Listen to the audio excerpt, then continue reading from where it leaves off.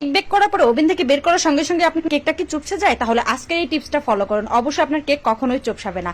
কেকটা বেক হয়ে গেলে অবশ্যই ওভেনটা বন্ধ করে মিনিমাম 5 মিনিটের মধ্যে বন্ধ ওভেনের মধ্যে কেকটা রেখে দিবেন। দেন ঠান্ডা হওয়ার পরে কেকটা বের করে কেকে অতিরিক্ত ক্রিম ইউজ করলে কিন্তু কেকের টেস্টটা বেড়ে যায় না। আসলে মেন টেস্ট হচ্ছে কেক বেসে। আপনি যদি কেক বেসটা পারফেক্ট ভাবে তৈরি করতে পারেন তাহলে আপনার কেক এমনিতেই টেস্টি হবে।